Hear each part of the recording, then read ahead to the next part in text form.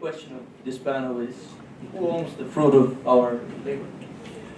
Oh, I didn't want to go this way, like Lockean question, like having the right to write what was the result of your work. I actually wanted to approach this problem from a less rationalistic point of view, which is also coming from Austria and from the Central Europe, core European value. I wanted to look into the problematic of the taxation of income from the point of view of the principle of rule of law, which is one of the core principles of Europe. And so, from that point of view, in economy, what's economy really?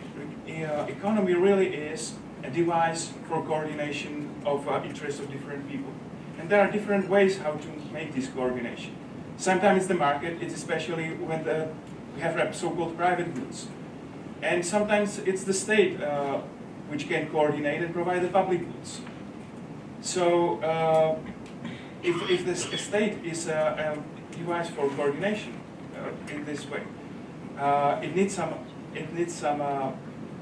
money, it needs some taxes, and so principle of the rule of law tells that it's not an arbitrary way to collect those funds, to provide those goods, and there is a very famous concept of the veil of ignorance, like which type of taxation would we choose if we had uncertainty to which family would be born, whether it's a rich family or a poor family, some colored family, or whatever type of family, whether a person is disabled or without a disability. So if the question is posed as such, which type of taxation would we choose? And from that point of view, it directly follows as to the principle of the rule of law, like that the progressive taxation isn't really the thing which the person will probably choose if I didn't know what my situation would be actually, what my stance on this earth would be. So given this uncertainty, it's better that the taxes are transparent, are given in the transparent way. So this leads us to so this veil of ignorance is often offered as an argument for a fiscal constitution. It's offered by James Buchanan, Nobel Prize winner in economics, so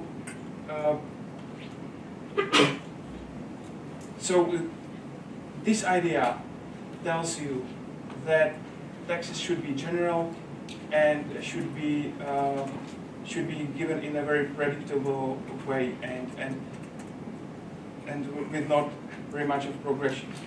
And so income taxes is very important part of taxes, but I wanted to give you this larger frame of why do we have taxes, that it's for the public goods, and that it is designed to help coordinate the economy, coordinate interests of different people. And so coming to the income taxes, so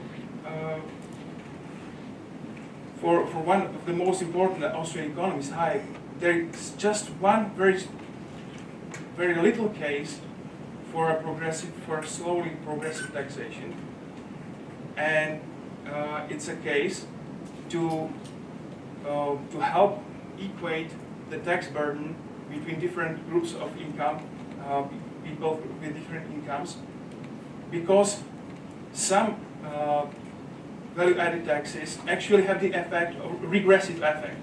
So to mitigate this regressive effect, he tells that he can imagine slow progression of taxes, but he says that this is the only reason which we can provide, only justifiable reason for a progressive taxation. And other than that, under the veil of ignorance, we would choose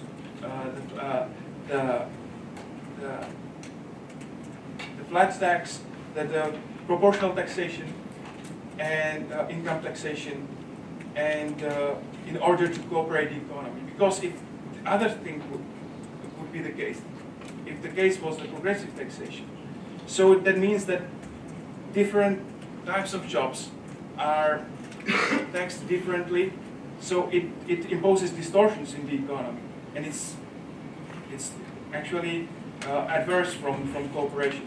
So given this value of the rule of law, which is value we all should share, and by that I mean not only rule of law on the level of taxation, but also in the overall in society. So if, for example,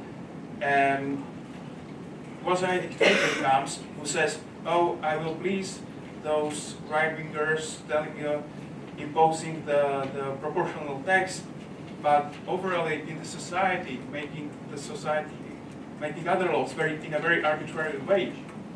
And we need not to go very far for examples like that. So I'm in Hungary right now. They fight academic freedom. They fight one great university there, and so there's nothing like equal treatment, and they still want to pursue the proportional taxation. So to me, that is an inherent contradiction, and this is not the type of policy we should follow. So probably that's the case for the rule of law